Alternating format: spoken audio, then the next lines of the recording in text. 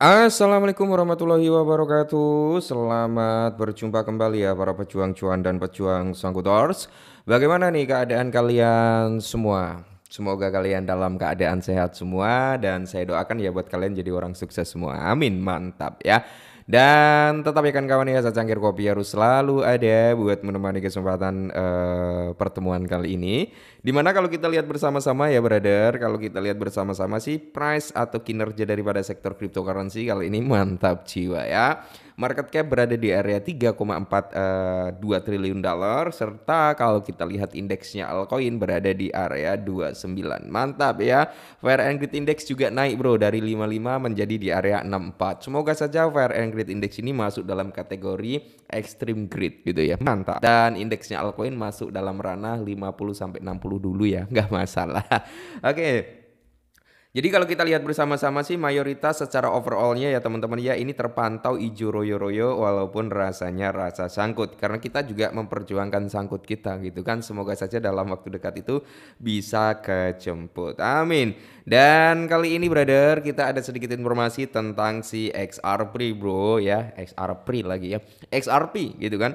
Nah ini menarik nih bro ya. Cepat atau lambat mungkin bakal meledak juga kalau ini semakin berkembang gitu bro ya. Jadi kalau kita lihat bersama-sama XRP itu mulai grow up lagi kisaran 2,68% kali ini bro. Ya datanya seperti inilah kalau kita lihat dari data community-nya juga di sini kita cek bareng-bareng ya data daripada community. Di sini 88% bro masih bullish terhadap XRP. Ya semoga saja XRP tahun ini bisa kembali ke all time high lamanya serta bisa membuat all time high barunya ya bro ya. Amin semoga saja. Dan kali ini ada berita yang cukup menarik. Kita langsung gas. Nah, jadi di sini bro, mengapa semakin banyak perusahaan membangun cadangan untuk XRP? Nah, ini menarik bro, ini sangat-sangat menarik sebenarnya ya. Jadi tren yang berkembang dari public crypto treasures telah memicu persaingan di antara altcoin. Jadi masing-masing perusahaan menjadi pilihan utama bagi perusahaan dan institusi yang ingin membangun cadangan strategis. Dalam persaingan ini, komunitas XRP menawarkan beberapa argumen yang menyoroti keunggulan daripada XRP. Apa saja argumen tersebut? Di sini bro, kalau kita lihat ya, lebih banyak perusahaan listing XRP sebagai aset treasure-nya. Nah, ini mantap bro ya.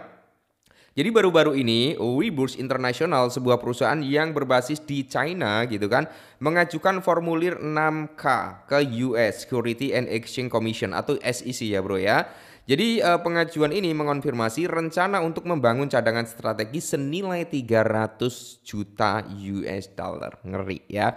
Terus di sini kalau kita lihat yang berfokus pada XRP. Jadi Webush tidak sendirian, ada Vivo Power International juga mengumumkan rencana cadangan XRP ya senilai 121 juta US dollar. Sementara itu dari Wellgistic telah menginvestasikan 50 juta US dollar dalam bentuk XRP. Menurut laporan terbaru dari BN Crypto ya Vivo Power juga berencana untuk membeli XRP senilai 100 juta US dollar melalui meja over the counter atau OTC Bitco. Ngeri ya, mantap gue. Jadi buat teman-teman semua yang masih hold SRP selalu aja sih. Perkembangannya cukup positif sebenarnya ya. Perkembangan SRP cukup positif. Cuman ya kalian harus disclaimer dulu. Sabar nggak kalian menunggu kenaikan daripada XRP ya. Terus di sini bro, kalau kita lihat juga ya. Nah ini bro, Austin King ya kita cek. Nah, dari Austin King dia mengatakan nih, bentar ya bro, kita cek bareng-bareng di sini, kita terjemahkan dulu karena saya terlalu pinter bahasa Inggrisnya, nanti ndak keblinger gitu ya. Oke, perusahaan ini baru saja mengajukan cadangan SRP senilai 300 juta US dollar. Apa yang terjadi di sini? Mengapa perusahaan melakukan hal ini? Nah, kebanyakan orang akan melihat ini dan berpikir bahwa hal ini terutama tentang spekulasi harga, tetapi itu bukanlah hal utama yang terjadi di sini. Strategi sebenarnya di sini adalah untuk pergerakan teguh pada jaringan kripto yang tembus pesat ini ya untuk berbagai pertumbuhan. Transisi skala besar gitu bro ya. Terus perusahaan ini misalnya tidak hanya berencana untuk membuat cadangan SRP tetapi juga menyatakan bahwa pihaknya berencana untuk meningkatkan penawaran produk berjangka globalnya dengan mengintegrasikan RippleNet untuk membayar atau pembayaran ya internasional. Nah, kami telah melihat hal serupa baru-baru ini dengan Square yang membangun cadangan Bitcoin dan sekarang meluncurkan fitur pembayaran Bitcoin. Ini akan mempercepat ya semakin banyak bisnis ingin mengintegrasikan kripto untuk meningkatkan produk mereka. Oke. Jadi ini cukup menarik ya sebenarnya Bro ya. Cukup menarik bagi SRP. Jadi buat teman-teman semua ya, kalian bisa apa ya, yang masih punya SRP teman-teman dan udah running profit, udah mulai profit sih, taking profit nggak masalah Bro. Yang penting kan saya sering mengingatkan ya, taking profit itu jangan 100%. Sisakan lah ya buat jangka panjangnya gitu Bro ya. Oke.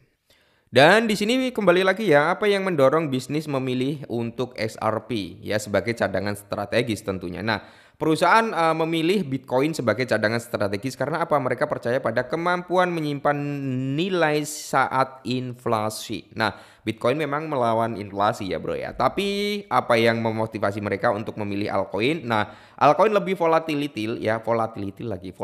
ya teman-teman ya, atau volatilitasnya cukup tinggi dan seringkali sangat bergantung pada transparansi dan tindakan tim pengembangnya.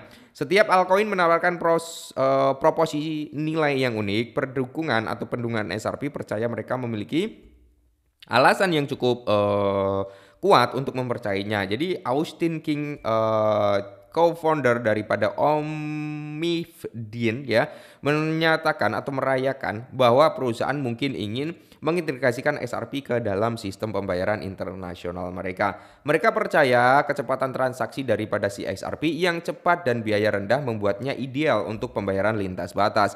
Ini bisa membantu bisnis meningkatkan efisiensi keuangan dan meningkatkan transparansi dalam layanan global seperti platform Reed Hailing Weibush. Nah, jadi kebanyakan orang itu akan melihat dan berpikir ini terutama tentang spekulasi harga. Ini sempat kita bahas tadi ya di akun X. SRP tidak diperlukan sebagai kripto tetapi sebagai aset untuk arsitektur penyelesaian Webush tidak bertaruh pada harga. Mereka bertaruh pada utilitas tentang Pompeius. Nah, argumen-argumen ini semakin mendapat perhatian terutama saat para ahli memperkenalkan Genius ICT kemungkinan akan disahkan jika disetujui. Ini bisa membuka jalan bagi pertumbuhan RLUSD stablecoin ya bro ya, yang dimana informasinya yang sempat kita bahas bahwasanya setiap transaksi di RLUSD ini bro ya akan ada sekian persen ya digunakan untuk buyback and burningnya SRP kalau nggak salah. Kalau salah mohon koreksi ya bro ya.